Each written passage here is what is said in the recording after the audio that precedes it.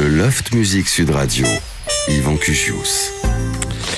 Le véritable voyage de découverte ne consiste pas à chercher de nouveaux paysages, mais à avoir de nouveaux yeux. Marcel Proust. Merci d'être avec nous ce dimanche sur Sud Radio pour un Loft Music qui redémarre, qui vous permet de découvrir des artistes, d'en retrouver certains, et puis de provoquer des rencontres autour de cette table, entre des gens qui ne se sont par exemple jamais croisés. C'est visiblement le cas de nos deux invités cet après-midi, en les personnes de celle qui est liée d'une certaine façon à Sud Radio, puisque en tout début de sa carrière, elle fut finaliste d'un concours organisé justement par le Loft Music. Elle s'appelle Emma Peters. Je suis une clandestine à Miami. Je lui ai dit aime-moi, prends-moi dans tes bras et je n'ai plus personne. Bonjour Emma. Bonjour, très bien. Très bien, écoute, ravi de t'accueillir pour ce deuxième album. Tout de suite, c'est le nom de l'album, le premier s'appelait Dimanche, on va en parler bien évidemment. Et on se souvient de ce concours où tu avais été finaliste. Bien sûr, ouais. Ça donne un enseignement, c'est qu'on n'a pas besoin de gagner un concours pour avoir une belle carrière qui démarre. C'est déjà. Toi qui le dis, peut-être. C'est vrai, je le confirme, je l'assure et je l'affirme. Et puis voilà, c'est que ces concours permettent en tout cas de rencontrer des gens, peut-être de mettre le pied à l'étrier quelquefois. Ça a été ton cas avec ce concours Sud Radio? Ça t'a amené quelque chose de particulier? Ça m'a surtout permis de prendre confiance en moi et de m'affirmer. À l'époque, je commençais à écrire un peu des chansons dans ma chambre. Et puis c'est avec ma meilleure amie Perrine, on a vu passer ce concours-là sur Instagram. Elle m'a dit mais pourquoi tu t'inscris pas? Je me suis inscrite en pensant jamais être sélectionnée. Et puis j'ai terminé en finale et j'ai pu chanter pour la première fois une de mes compositions à la radio. Donc ça m'a donné vraiment confiance en moi. Ouais, c'est chouette, c'est une belle aventure. On va reparler de tout ça avec toi également dans ce Loft Music, un journaliste passionné de chansons qui s'appelle Bertrand Dical. Merci d'être avec nous, Bertrand. Bonjour. Nous parlons d'une exposition, mon cher Bertrand. C'est une chanson qui nous ressemble. Alors, vous connaissez cet extrait de la chanson de Cosma Prévert, évidemment, Les Feuilles Mortes. Mais c'est au-delà de tout ça, le titre d'une chronique que tu proposes sur une radio amie qui s'appelle France Info. Et puis maintenant, le titre d'une exposition que tu proposes. Alors, redis-moi où elle est, j'ai pas noté, je crois. C'est à la Cité internationale de la langue française à Villers-Cotterêts. Pardonne-moi, dans l'Aisne, en Picardie. Voilà, c'est un château de la Loire qui s'est perdu au nord de Paris. Mais oui. Et qui a été réinauguré à l'automne 2023 par le président de la République. C'est un château de la Loire, un vrai château de François Ier, sublime, qui était devenu, avec les facéties et les terreurs de l'histoire, qui était devenu un EHPAD. D'accord. En 2014, les derniers pensionnaires sont partis. Ouais. C'était un EHPAD du département de la Seine. Ouais. C'était en gros l'EHPAD des clochards de Paris. D'accord. En fait. Ouais. Et ce château était fermé depuis 2014 et à toute allure en 2017, il a été décidé d'en faire un lieu qui célébrerait la langue française, non pas comme une académie ou comme un conservatoire, mais comme un lieu vivant pour réfléchir à ce qu'est la langue française en vrai, celle de vous, de moi, de n'importe qui, de toute la francophonie, la langue française vivante, la langue des gens. Et pour la première exposition temporaire, ils se sont dit, on va faire une exposition sur la chanson. Ils m'ont demandé de réfléchir à une exposition sur les succès mondiaux de la chanson francophone. Pas du tout se dire que l'on va raconter My Way. My Way, c'est une chanson en anglais, en fait. Mais de raconter pourquoi, comment, de quelle manière et à quel moment, et pourquoi, surtout, des gens qui ne parlent pas français, qui sont polonais, japonais, russes, américains, écoutent de la chanson en langue française. Et qu'est-ce qu'ils écoutent ? Et c'est un voyage de dingue. On va en parler avec toi, évidemment, Bertrand Dical. Plongeons-nous dans le nouvel album d'Emma Peters avec ce premier extrait qui s'appelle Multicolore sur Sud Radio dans le Loft. Seul chez toi, tu restes là, tu n'oses pas. Même à ton meilleur pote, qu'est-ce qu'il dira? Dans ton petit village, tout le monde se connaît. Faut pas foutre la honte à ta famille modèle. Oh là là, la vie c'est des ennuis, ça on te l'a trop dit. Oh là là, toi tu n'y crois même pas, ta vie tu la vois comme ça. Multicolore.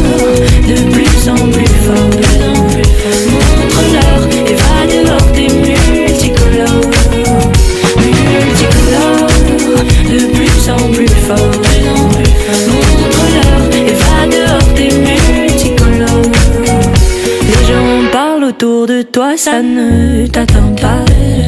Tout est normal, t'es amoureux, tu ne choisis pas. Et fais une pause, t'as quelque chose de plus que ces gens-là. Oh, t'as le droit de prendre qui tu veux dans tes bras. Oh là là, la vie c'est des ennuis, ça on te l'a trop dit. Oh là là, toi tu n'y crois même pas, ta vie tu la vois comme ça. En multicolore, de plus en plus fort. Montre-leur et va dehors, t'es multicolore. Multicolore, de plus en plus fort. Montre-leur et va dehors, t'es multicolore.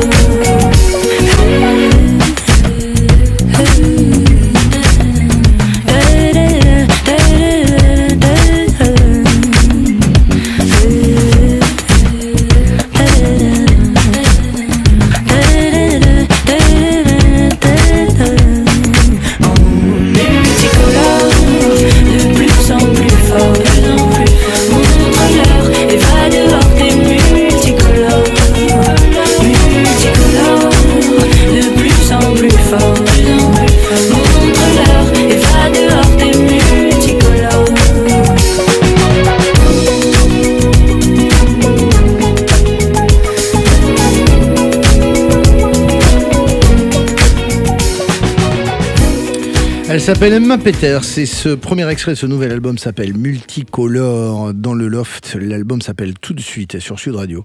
Un hymne, voilà, à la tolérance, à la différence, à l'égalité dans cette Bien idée sûr. de multicolore et qui amène bien cet album parce qu'il y a des teintes très différentes dans cet album justement, des contrastes même.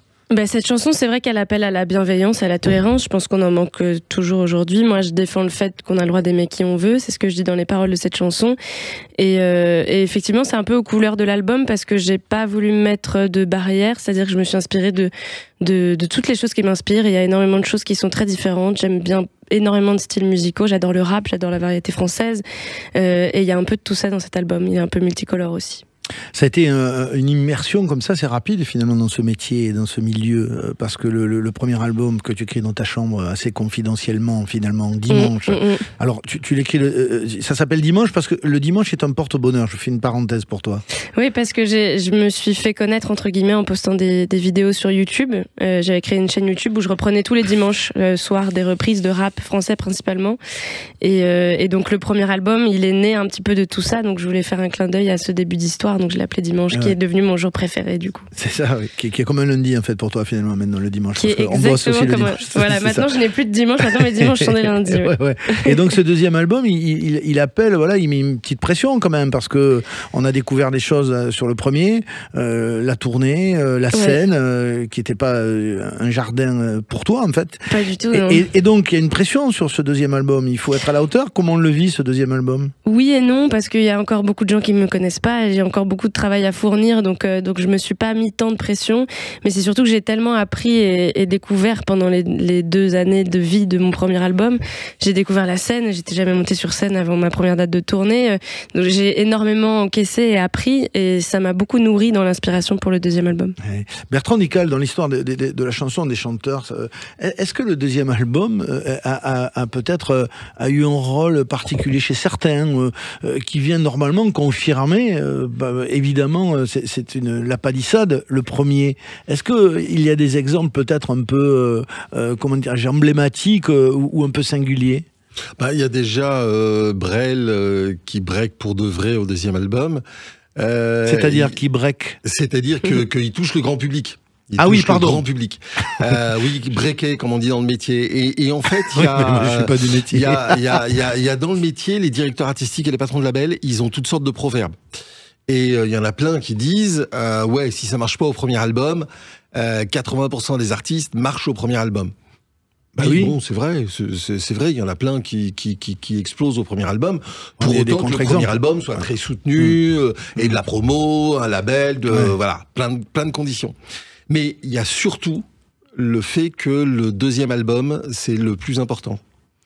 Ah bon, pourquoi ? Parce que en général, le premier album, on met, si l'artiste commence sa carrière à 22 ans, vous avez commencé à quel âge ? J'ai commencé, j'en ai 27, je l'ai sorti il y a 2 ans l'album, donc j'ai commencé à 25 ans. Ouais. Le premier album, vous avez mis 25 ans à l'écrire. Le deuxième, vous avez mis 1 an ou 2. Ouais, et c'est en fait là qu'on voit, en fait, et c'est ça, là, juste sur une chanson, il y a des punchlines, il y a des trucs super forts. La vie, c'est des ennuis. Putain. Mais honnêtement, on est parolier, on se dit bien sûr. Putain, la vie c'est des ennuis. Ça c'est une putain de belle formule. Ça veut dire que tu avais noté sur le premier album Emma Peters quand tu l'as écrit des choses qui t'ont servi au deuxième. Alors vraiment, ça confirme ce que dit ce que dit Bertrand. En fait, je pense que toute la vie du mon premier album est très inconscient. C'est-à-dire que je l'ai écrit sans savoir ce que c'était qu'une maison de disques, une radio, une télé, une scène. Je savais même pas ce que c'était de vraiment s'impliquer dans une chanson. Je connaissais même pas Sud Radio, quasiment pas. Si, grâce au concours. Ah avec oui, son c'est vrai, tracor, oui, ça c'est vrai. Non, je reviens juste non, mais j'avais aucune conscience de ce métier. J'écrivais juste des chansons dans ma chambre parce que c'est ce qu'on faisait en famille et je me posais pas de questions. Là, c'est vrai que j'ai l'impression en 2 années d'avoir vraiment eu mes 25 ans d'expérience. Pardon, vas-y. Et ça m'a beaucoup nourri, quoi. Ça rejoint ce que je disais tout à l'heure. Tu t'apprêtais pas à chanter au tout début, d'ailleurs, j'ai vu. Comment ? Tu t'apprêtais pas forcément à chanter, à être chanteuse au tout début. Non, la musique était pourtant présente chez toi. Ouais. Mais t'imaginais pas forcément que tu sois chanteuse. Non, parce qu'à la maison, alors mes parents, ils chantent, ils adorent la musique, mais c'est très amateur. Et à la maison, vraiment, fallait avoir un bac, fallait faire des études et fallait avoir un métier. J'avais pas d'exemple de gens qui pratiquaient vraiment ce métier autour de moi. Donc pour moi, c'était un truc qui n'arrivait qu'aux autres. Et donc je suivais le parcours classique de bac, études. Et puis j'ai fait un stage. Après, j'étais embauchée et je me posais pas de questions, quoi. Bertrand, dans la plupart des parcours comme ça d'artistes et des débuts, on peut considérer peut-être assez généralement que les raisons qui font qu'un artiste découvre la musique sont des raisons d'héritage ou de contexte parental, etc. Vous l'avez constaté, ça ? Il y en a aussi beaucoup qui précisément parce qu'ils ont un père archevêque et une mère proviseur de lycée qui disent non, j'en peux plus de cette vie, je vais prendre une guitare, je vais écrire dans ma chambre. Alors souvent, le bagage de départ est important. Mais chez Maxime Le Forestier, par exemple, j'ai un exemple qui me vient, héritier de Brassens, dingue de Brassens, lui il a jamais entendu de Brassens chez lui, puisque tout le monde joue de la musique classique. Et c'est précisément parce que qu'il va il voir en a ailleurs. un peu marre de la musique classique et du violon et qu'il a envie de se mettre à la guitare classique et que il a envie d'essayer autre chose qu'un mec lui dit tiens, j'ai un marchand de partitions, lui dit tiens, essaye ça, 4 partitions de Brassens. Et il découvre Brassens sans jamais avoir entendu Brassens, juste en jouant. Et ensuite quand il joue du Brassens devant sa mère lui dit tiens, c'est du Brassens, c'est chouette, j'adore Brassens. C'est pas que sa mère aimait Brassens. Et donc l'environnement, ce qui est le plus important, c'est que l'environnement dise oui. C'est que l'environnement dise vas-y, fais-le. Et ou ouvrir alors un que peu l'environnement dise c'est interdit, ne le fais jamais. Et là, ça crée d'autres types d'artistes. Ça a été ton cas, Emma, du coup. Ça a été ton cas. Il y a ce soutien, cette bienveillance, cette façon de t'autoriser, si je puis dire. J'ai la chance d'avoir des parents qui aiment ce que je fais et c'est pas si évident, je pense, et qui me soutiennent beaucoup. Et donc ça m'a beaucoup porté.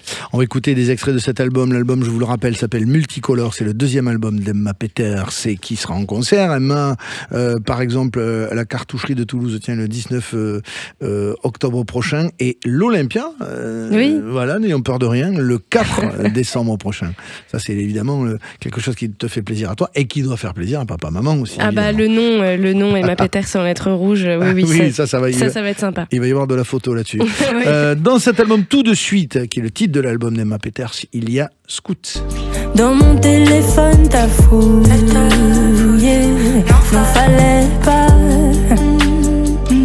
Et j'ai frappé les murs, j'ai cassé la porte, je te balance des injures quand la colère m'emporte. Et maintenant j'ai que mes yeux qui pleurent pour deux quand je m'en veux. Dans l'album Tout de suite d'Emma Peters, il y a Juliette. Juliette, oh Juliette, emmène-moi dans ta tête, au cœur de la tempête,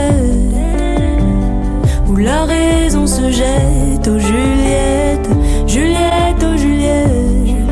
Un titre sur sur la santé mentale et avec cet axe original qui est quand même toujours la définition, la forme d'une chanson. Enfin, l'axe est important quand on écrit sur un thème, c'est-à-dire par où on y va, quoi. Et là, c'est l'idée d'un voyage dans la tête de cette Juliette. C'est ça. Juliette, c'est quelqu'un qui m'est très proche, que j'aime beaucoup, qui est schizophrène et paranoïaque, donc très difficile, douloureux pour elle et puis lourd à porter pour ses proches.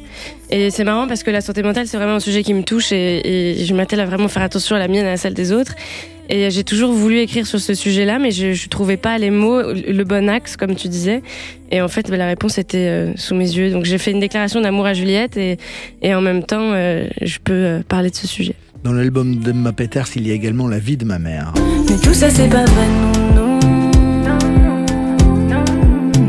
J'ai pas que des défauts, non, non. Si tu veux qu'on en reste là,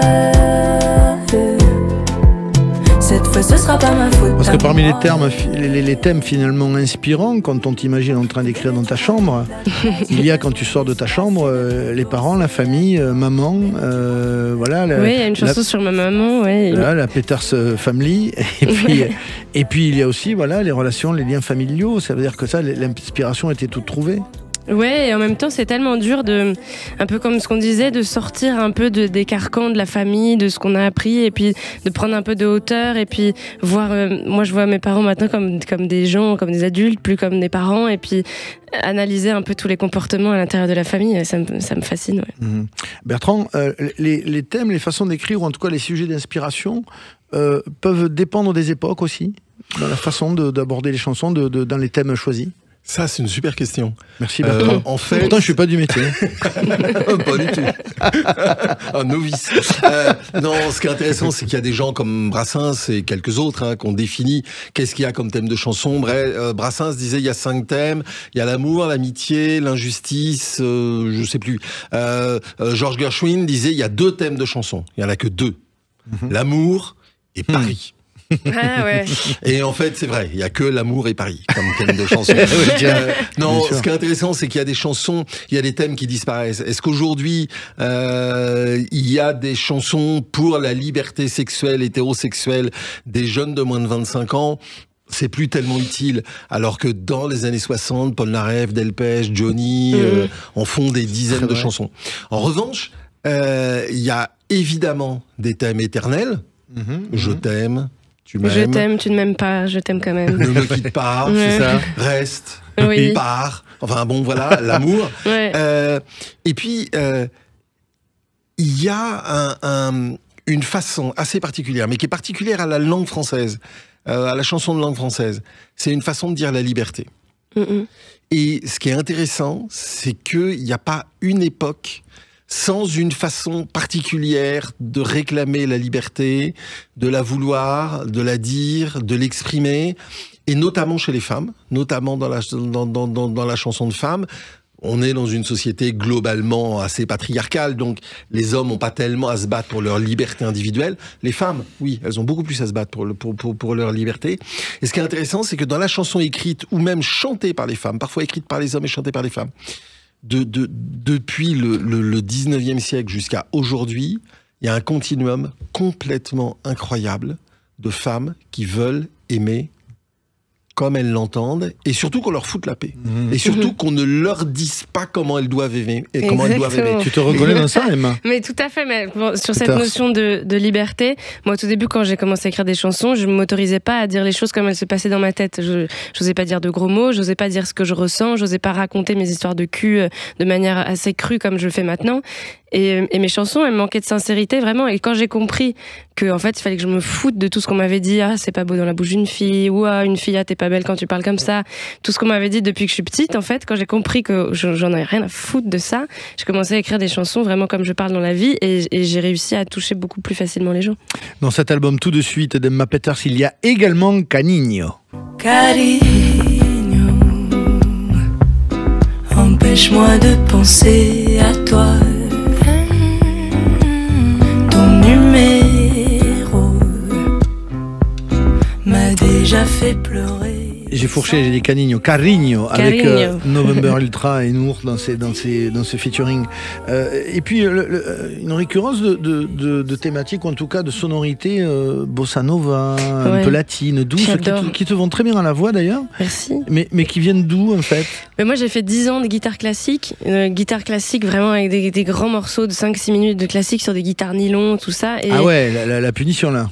La punition, en même temps j'adorais ça. Par contre j'étais pas du tout scolaire, donc j'ai fait un seul concours et après j'ai eu une sale note et j'ai dit plus jamais. Ouais. Et je suis nulle en solfège, mais du coup j'ai toujours appris à jouer sur des guitares espagnoles avec des cordes en nylon très doux comme ça. Et moi je suis fan de musique espagnole, j'adore les musiques brésiliennes, la bossa nova, tout ça, et c'est ce que je jouais beaucoup en fait quand j'ai appris la guitare, donc naturellement ça m'est resté, mais j'y suis jamais allée par exemple. Il y a également donc tout de suite d'Emma Peters, ceci, parle-moi. Je veux pas tout rater, je veux tout savoir, le temps passé, toutes les histoires, comment t'as fait. Il y a également les armes. J'ai bien écouté ce qu'on m'a dit, j'ai fait le contraire. C'est toi que j'ai choisi pour le love, pour la galère.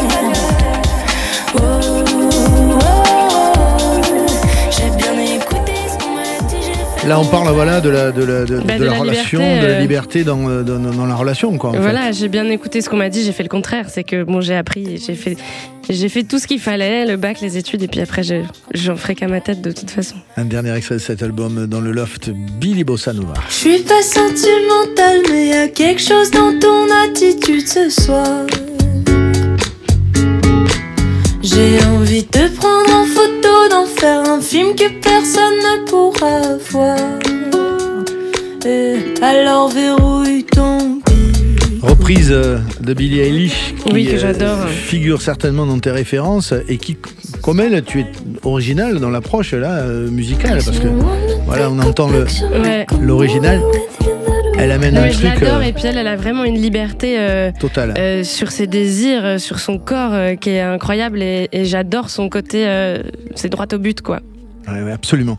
Cette chanson-là de anglo-saxonne, en tout cas Billie Eilish par exemple, est-ce que tu t'y intéresses aussi aux chansons hors françaises et hors francophones? Ah ben oui. Oui. Alors tu vas vers qui, vers quoi? Déjà, alors ça c'est compliqué parce que en fait je suis antillais et on écoute vraiment de tout. Ouais. On écoute vraiment de tout. C'est-à-dire que moi, j'écoute de la musique, je sais pas, 8 heures par jour. Donc, quand j'écris, par exemple, j'ai du mal à écouter de la chanson en français. Donc, j'écoute en créole, en anglais, en espagnol, en portugais, en brésilien, voilà. Je suis comme... Alors maintenant, depuis qu'il y a Aya Nakamura, on ose le dire, mais j'écoute du reggaeton tout le temps. J'écoute des trucs horriblement vulgaires qui viennent de République dominicaine. J'adore ça. Je kiffe à mort. Alors j'ai un problème, c'est que ben voilà, ça c'est pour te rendre heureux. et c'est vrai que par exemple, moi je suis tout content que le chata, par exemple, qui est une musique qui est née en Martinique, qui est une musique électronique née en Martinique, et aujourd'hui, elle était là il y a quelques jours pendant le fameux défilé World Vogue à Paris. Ouais. Il y avait plusieurs passages de chata qui est vraiment une musique vernaculaire de Martinique, dont heureusement personne ne comprend les textes parce que c'est vraiment très très très très très vulgaire et salace. Donc oui, j'écoute pas que de la chanson à texte, hein, faut pas croire. Bertrand Dical est avec nous au sujet de cette exposition du 19 juin au 5 janvier à la Cité internationale de la langue française au château de Villers-Cotterêts. On va en reparler bien évidemment. Il y a le livre aussi, c'est une chanson qui nous ressemble, ces succès mondiaux des musiques francophones aux éditions du Patrimoine. Et puis nous avons le plaisir d'accueillir aujourd'hui également dans le loft Emma Peters pour son deuxième album Tout de suite. Elle sera à l'Olympia le 4 décembre prochain et on revient tout de suite.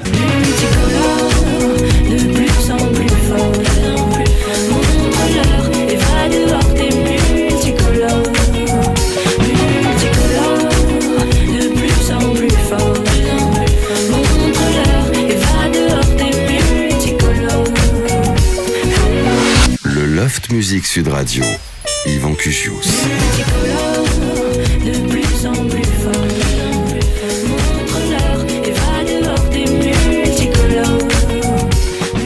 Un Loft Music qui reçoit Emma Peters pour son deuxième album tout de suite, et le premier extrait qui s'appelle Multicolore qu'on a écouté tout à l'heure. Vous la retrouverez le 4 décembre prochain à l'Olympia, Emma Peters, et puis en tournée dans toute la France. Vous allez sur ses réseaux pour avoir le détail des dates. Et puis Bertrand Dical, qui est déjà venu nous voir plusieurs fois avec plaisir dans ce Loft Music, journaliste, passionné de chansons, auteur, nous propose cette exposition du 19 juin, donc elle a déjà démarré depuis un petit moment, jusqu'au 5 janvier, à la Cité internationale de la langue française, au château de Villers-Cotterêts, dans l'Aisne. C'est une chanson qui nous ressemble. Refaisons un petit peu le pitch de cette exposition, mon cher Bertrand. Eh bien, c'est... En gros, je suis allé chercher, c'était la commande. Est-ce que tu peux nous dire, mon cher Bertrand, qu'est-ce qui a marché chez les gens qui ne parlent pas français et qui pourtant écoutent de la chanson en français? Donc j'ai pris un papier, j'ai commencé à écrire. Bon, il y a évidemment Juliette Gréco, il y a Aya Nakamura maintenant, il y a Françoise Hardy, il y a Edith Piaf. Et puis il y a Céline Dion, c'est l'Everest. Et puis il y a Mireille Mathieu, et puis Jacqueline François. Et puis j'écrivais des noms, et à un moment j'écris Charles Aznavour. Je me dis, putain, le 10e ou 12e nom, c'est le premier homme. Ah ouais. Et là, il y a ce constat qui est implacable. Le truc énorme. C'est-à-dire, ouais. Alors déjà, les copains me disent, quand je commence à leur expliquer le pitch, ils me disent, mais dis donc Bertrand, tu fais une exposition dans laquelle il n'y a pas Brassens, il n'y a pas Renaud, il n'y a pas Souchon. Mais oui. Il n'y a pas Johnny, t'arrives à tenir? Oui, parce que si on essaie de comprendre pourquoi quelqu'un qui est une secrétaire dentaire aux États-Unis dans les années 50, qui est une gamine à Manille aujourd'hui, qui est une ménagère japonaise dans les années 90, pourquoi ils écoutent du français ? Pourquoi s'emmerder à écouter une langue qu'elles ne comprennent pas? Et qu'elles comprennent, parce que quand on écoute de la chanson, on la comprend, on comprend tout. Et puis on s'intéresse, on lit des livres, on retourne la pochette du disque, quand il y avait des pochettes de disques, on va sur Internet. Aujourd'hui, on utilise les sous-titres automatiques qui existent dans 70 ou 80 langues sur YouTube pour regarder un clip. Pourquoi ? Parce que ces chansons, elles disent des choses. Et elles disent un fantasme, un rêve, un plaisir, un bonheur. Elles projettent quelque chose. Et ce quelque chose, elles le projettent en langue française. Et ça transporte notre culture. Ouais, c'est ça. Et notre culture francophone, elle porte une liberté, un prestige, une élégance, une révolte, une résistance. Je vais dire un truisme, mais réfléchissez bien à ça. Il y a une seule langue au monde dans laquelle on dit « je t'aime ». On dit « I love you », on dit « je buddy », enfin dans les sabirs, dans les volapucs de n'importe qui, dans leur patois, ils peuvent exprimer l'amour, il n'y a aucun problème. Mais « je t'aime », amour toujours, ça n'existe qu'en français. Les mots « la vie en rose », ça n'existe qu'en français. D'ailleurs, si on prend « c'est si bon », vous prenez la chanson une fois qu'elle a été traduite en allemand, en néerlandais. T'as d'autres questions, Bertrand? Et cette chanson-là, en anglais, en hébreu, en polonais, en portugais, en allemand, elle s'appelle toujours « C'est si bon ». Ouais, pour garder ce lien romantisme français, cette élégance française. Et quand vous êtes philippin, japonais, américain, russe, peu importe, vous écoutez de la chanson en français, vous fermez les yeux, vous êtes aux Champs-Élysées, vous êtes au château de Versailles, vous êtes à Saint-Germain-des-Prés, vous êtes à un dîner à deux, un dîner aux chandelles. Et donc c'est à la fois les prestiges de la poésie, la classe infinie d'une Françoise Hardy, qui est l'artiste pop la plus belle des années 60, worldwide. Il n'y a pas une femme aussi élégante que Françoise Hardy dans toutes les années 60 pop. Et puis, c'est le romantisme. Et c'est tout ça à la fois. Et c'est un portrait extraordinaire de notre culture, mais un portrait un peu différent. On a placé la caméra ailleurs. Et en plaçant la caméra ailleurs, on se rend compte du poids des femmes dans notre culture. Du poids des artistes femmes et de la parole des femmes dans la façon dont notre langue circule dans le monde par la chanson. C'est intéressant, ça donne envie d'aller voir cette exposition. Ça donne envie. En plus, c'est dans ma région. Moi, je viens de Picardie. J'ai grandi à côté de Senlis, donc Villers-Cotterêts, je vois très bien. C'est pour souligner ce que dit Bertrand, c'est une chance, j'allais dire, de pouvoir écrire dans une langue qui permet de telles nuances, voilà, magique, et qui véhicule tout ce que dit Bertrand. On connaît, on ressent, on sait a priori ce que l'extérieur amène à la chanson, mais la chanson française. Mais on imagine peut-être moins effectivement tout ce que la chanson française amène au monde. Non, moi j'adore la langue française et je trouve qu'il y a énormément d'expressions, énormément de synonymes, énormément d'images et même ça sonne bien. Enfin moi je suis fan du français et on m'a souvent demandé pourquoi tu chantes pas en anglais et tu pourrais pas écrire en anglais. Pas du tout. Et ça c'est un autre débat où je vais me faire taper sur les doigts, mais je ne prends pas les Françaises et Français qui écrivent en anglais, quoi. Oui, enfin, on peut comprendre des raisons commerciales, en tout cas, de rayonnement. Mais non, du coup, ça marche pas. Avec ce qu'on a dit avant, c'est que ça a un rayonnement international quand même. Oui, absolument, c'est vrai. Et puis cette langue du romantisme est tellement merveilleuse que c'est tellement important de la pratiquer et de la faire vivre.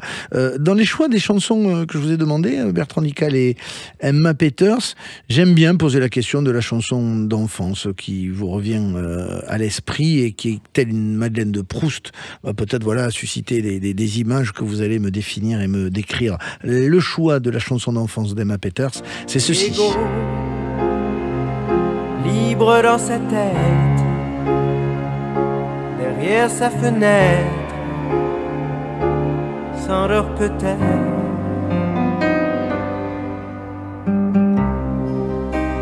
Michel Berger, extrait de Voyou en 83.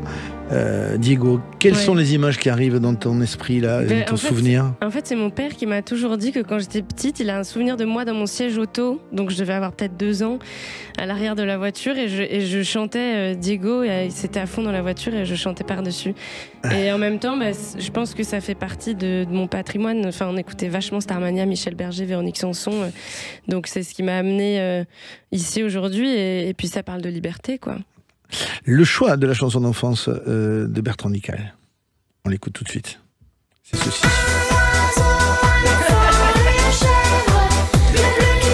Alors, quels sont les symboles philosophiques, Bertrand Dical, de ce souvenir d'enfance? En fait, moi, j'appartiens à une génération qui n'écoutait pas de chansons pour enfants. D'abord parce qu'il y en avait très peu. Il y avait très peu de disques pour enfants. Ouais. Et mes parents trouvaient que les disques étaient très moches. Et comme j'avais des frères aînés, les disques n'étaient pas arrivés jusqu'à moi parce qu'ils étaient moches. Donc j'écoutais comme les autres. Et ce qui fait que c'est plus tard, adulte, que j'ai découvert la chanson pour enfants, que j'ai vraiment découvert la chanson pour enfants, que ça m'a passionné. Et j'avais, je vais pas vous dire l'âge que j'avais, si j'avais une 40aine d'années quand est parue cette chanson. Quand est paru Un monde parfait. Et je me suis dit, mais c'est génial d'être un môme. C'est absolument génial d'être un môme. Il y a une chanson, il y a un univers de dingue. Et puis, j'avoue un truc, c'est-à-dire que quand on vous demande d'être commissaire d'expo, il y a un moment où vous faites un peu ce que vous voulez. C'est un peu comme quand on fait une émission, on dit, tiens, je vais recevoir un tel. Bon, on reçoit qui on veut. Et je me suis dit, cette chanson, est-ce qu'elle a marché à l'étranger? Oui, un tube énorme. Le clip marche partout en Europe. Énorme. Donc, on peut le mettre dans l'expo. Et là, je me suis dit, mais c'est tellement génial, ce clip. Il est tellement beau. Les abeilles, les perroquets, le crocodile en escalier. Vous vous souvenez? L'escalier crocodile qu'elle descend. Je me suis dit, ça serait intéressant si on trouvait le storyboard. Tiens. On a trouvé les dessins. On a trouvé les dessins originaux du storyboard. Ils sont à l'expo. C'est Stéphane Mitt, un créateur extraordinaire, qui avait fait ses clips et qui a retrouvé le storyboard.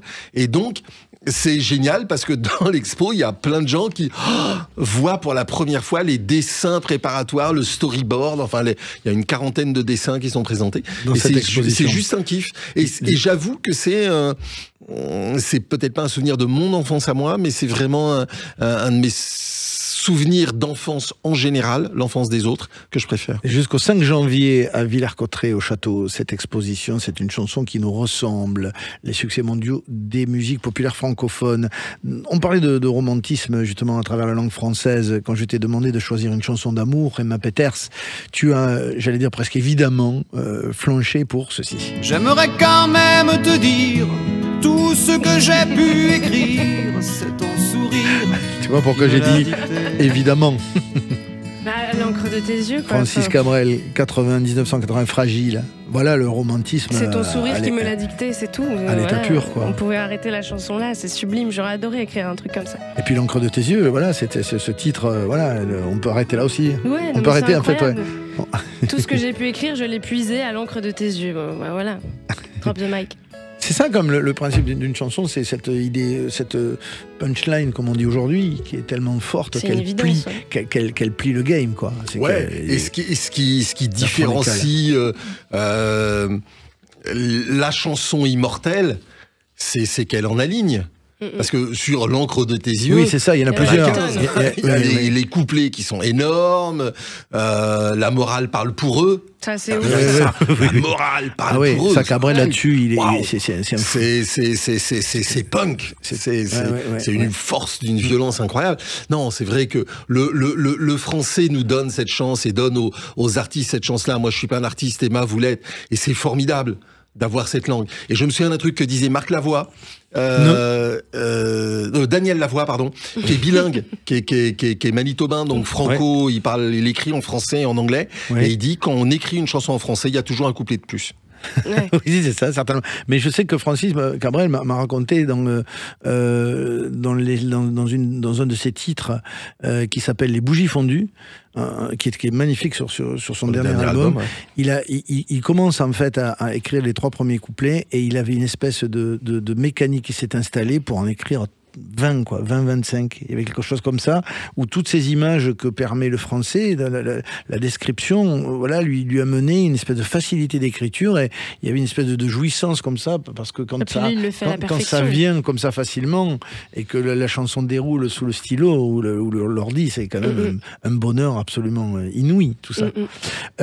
Chanson d'amour, vous ne serez pas étonné chez Bertrand Dical d'écouter ceci. Oh, je voudrais tant que tu te souviennes des jours heureux où nous étions amis. En ce temps-là, la vie était plus belle et le soleil plus brûlant qu'aujourd'hui. Avec un sacré arrangement de cordes là derrière qui est extraordinaire. Ouais, c'est magnifique. Juliette Gréco, les feuilles mortes, Prévert Cosma. Et d'ailleurs, Gréco va demander les 3 premières chansons de sa vie, dont, si tu t'imagines, elle va demander la musique à Cosma à cause des Feuilles mortes, qui est une chanson qu'elle adore. Les Feuilles mortes, c'est tout simplement la chanson moderne numéro 1.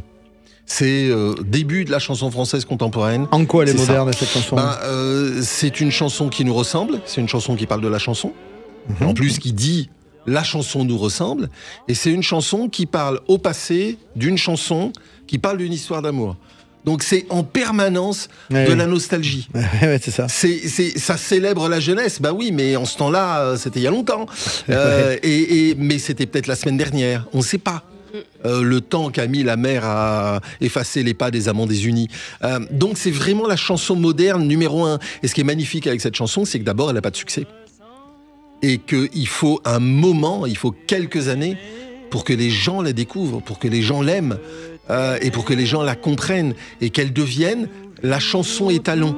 C'est-à-dire qu'aujourd'hui, c'est difficile d'écrire une chanson sans être à l'ombre de cet arbre immense que sont les Feuilles mortes. Et coup de peau, dans cette chanson, il y a une phrase, c'est une chanson qui nous ressemble et qui dit pourquoi les gens aiment la chanson en langue française. C'est parce que c'est une chanson qui nous ressemble à nous les francophones. C'est une belle explication en tout cas. Et puis cette voix, Juliette Gréco, très identifiable, très identifiée. Ton rapport à la voix, toi, justement, Emma, tu as mis un peu de temps à l'accepter ou ça a été immédiat? Non, moi, j'ai l'impression d'avoir toujours chantonné, chanté dans ma chambre, en famille, dans la voiture. En revanche, j'ai commencé à prendre quelques cours de coaching vocal, mais très très récemment, quoi. Sinon, j'ai jamais pris un seul cours de chant. Et je pense qu'à force d'avoir fait des vidéos sur Internet, à force de chanter dans ma chambre, d'avoir ma guitare, ma voix s'est perfectionnée, parce que l'extrait que t'as passé au tout début, là, j'ai plus du tout cette voix-là maintenant. Mais j'ai grandi, quoi, avec. Ouais. Tu dis que dans tes chansons, tu as envie en même temps de faire réfléchir les gens sur la société, sur plein de choses, et puis en même temps, tu as vachement envie de les émouvoir, même au point de te dire que s'ils pleurent, ta mission est accomplie. Mais moi, j'adore pleurer quand j'écoute des chansons, donc j'ai ce côté un peu drama aussi, où quand les gens me disent « Ah, j'ai écouté cette chanson, ça m'a fait pleurer », je me dis « Ah, yes », c'est un peu méchant, mais ouais, en fait, je me pose énormément de questions moi-même, et ma seule façon de m'exprimer, de relâcher un peu tous mes doutes, c'est d'écrire des chansons. Et je me dis que si je me pose ces questions-là, je peux pas être la seule. Et donc j'aime bien l'idée de pouvoir partager tout ça avec les gens, donc je les incite un peu à réfléchir malgré moi. Ouais. Ça, c'est une autre définition de la chanson. C'est-à-dire que voilà, l'absolu commence par un détail, ça commence de sa propre expérience pour aller dans une forme d'universalité, quoi. Oui, et après les gens prennent les chansons, et ce que j'aime bien, c'est qu'ils en font ce qu'ils veulent. Il y a des gens qui me disent « Ah, cette chanson m'a fait penser à tel événement de ma vie », et ça n'a absolument rien à voir. C'est pas du tout pour ça que je l'ai écrit à la base, mais j'adore qu'elles aient plusieurs vies. Emma Peters est avec nous pour ce deuxième album tout de suite, qui est sorti le 7 juin dernier. Elle sera en concert notamment à l'Olympia à Paris le 4 décembre prochain. Et puis Bertrand Dical également avec nous pour cette exposition à Villers-Cotterêts au château. C'est une chanson qui nous ressemble. Le livre du même titre est sorti le 20 juin dernier aux éditions du Patrimoine. Nous revenons sur Sud Radio pour cette dernière ligne droite juste après ça. J'ai bien écouté ce qu'on m'a dit, j'ai fait le contraire. C'est toi que j'ai choisi pour le love, pour la galère.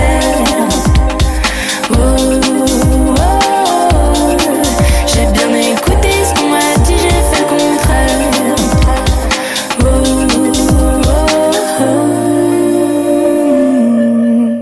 Donne-moi les armes.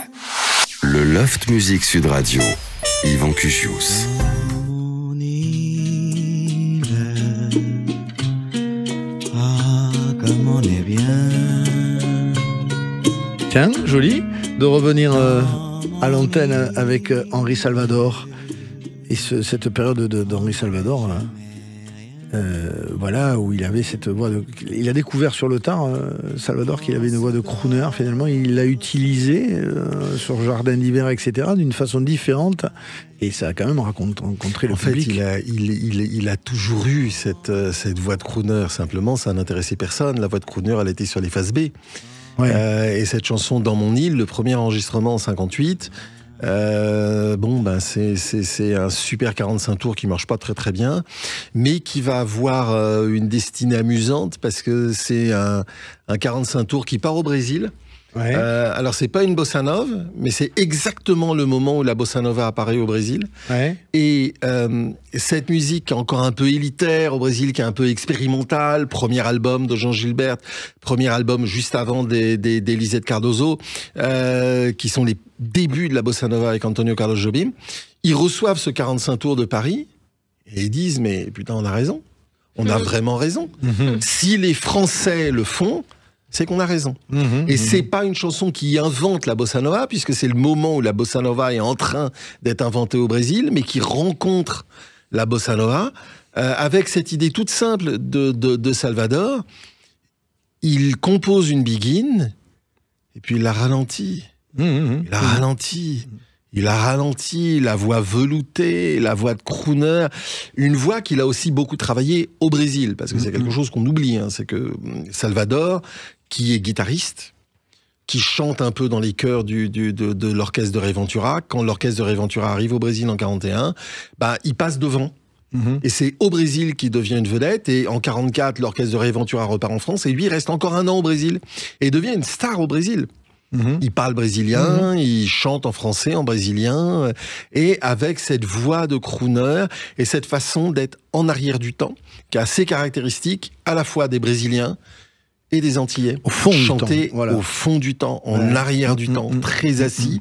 Ce qui fait que quand on commence à chanter l'amour, là, c'est On est dans les bras de quelqu'un dès qu'on écoute la chanson. Et ça, c'était le choix de cette chanson sous-estimée, selon toi, Bertrand Dical, à travers cette chanson d'Henri Salvador, effectivement, et qui est revenu avec ses albums Jardin d'hiver, notamment, qui étaient merveilleux et dans il l'a réenregistré dans mon île en 2006 sur son dernier album, l'album qu'il enregistre au Brésil. Alors, le choix de la chanson sous-estimée d'Emma Peters.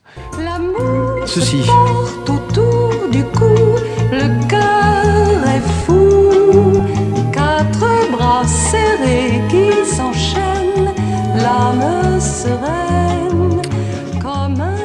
On est assez raccord avec Michel Legrand, cet Amour dans Podane, parce que ça c'est une chanson française qui s'est exportée justement, qui a donné une image de la France bien au-delà des frontières, bien évidemment, avec un sens de la mélodie de Legrand inégalé, c'est incroyable. C'est plein de trucs qui s'entrechoquent, qui rebondissent, c'est fou. Et puis cette ligne de basse qui est incroyable, qui est droit devant. Ouais, absolument. Et cette voix très très très fluette là-haut, je sais pas, moi ça m'envoûte à chaque fois. Il y a un truc un peu sorcier, je trouve, dans cette chanson. Et puis voilà, et puis il y a la patte, si puis dire, mélodique Legrand qu'on reconnaît immédiatement. Ouais. Ça, c'est digne des grands compositeurs qui ne se répètent pas, mais en même temps, on reconnaît leur façon de composer. Ouais, c'est inégalable, c'est invincible, moi j'aime bien dire ça. La chanson rock, selon Emma Peters, c'est ceci.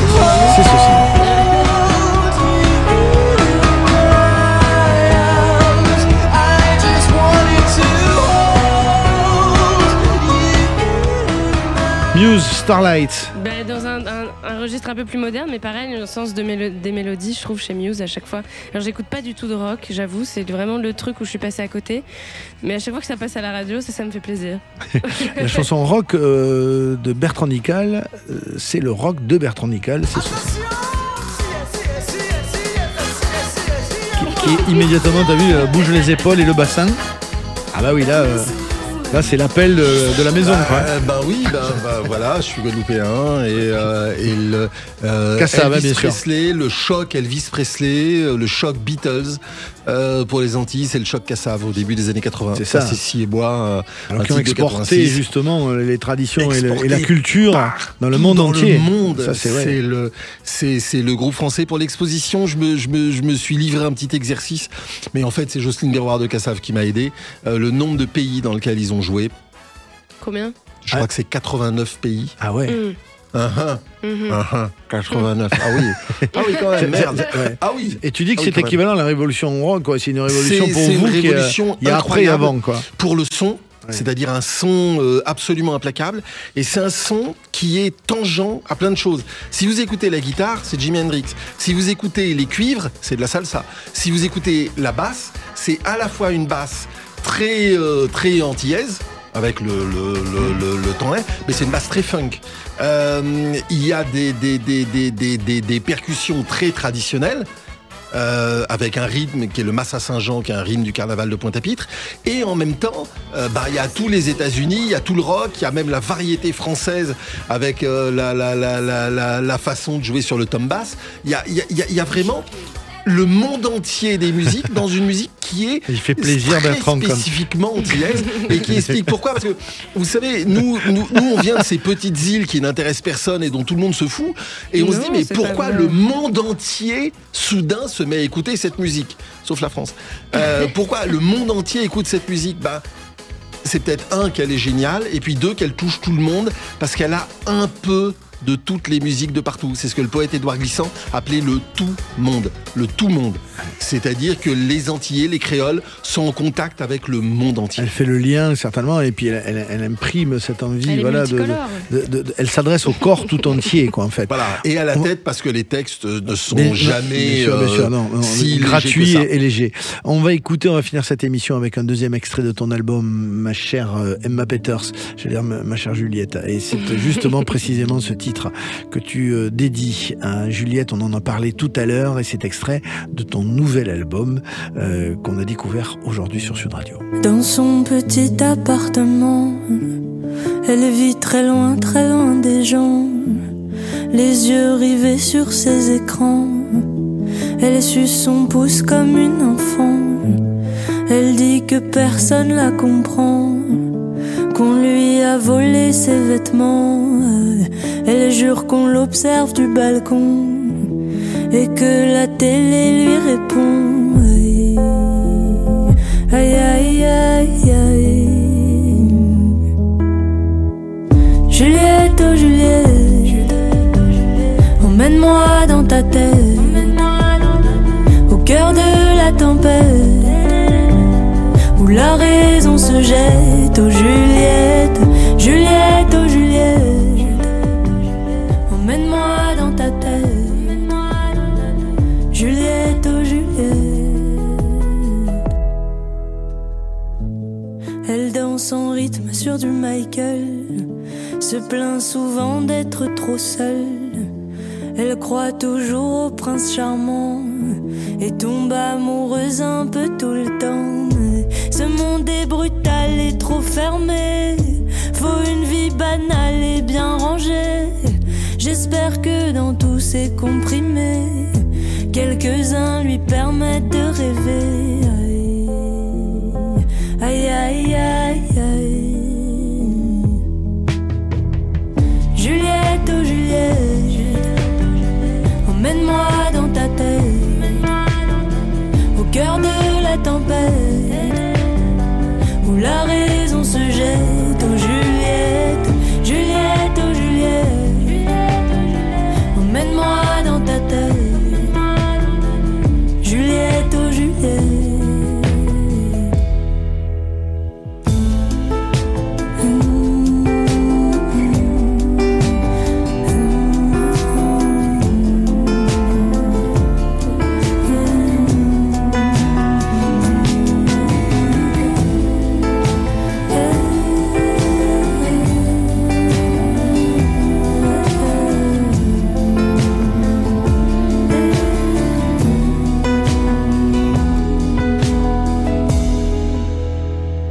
Juliette, oh Juliette,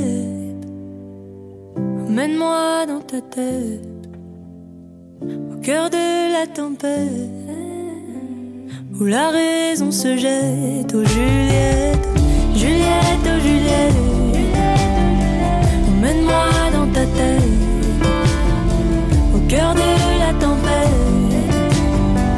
où la raison se jette. Oh Juliette, Juliette, oh Juliette, emmène-moi dans ta tête, Juliette, oh Juliette.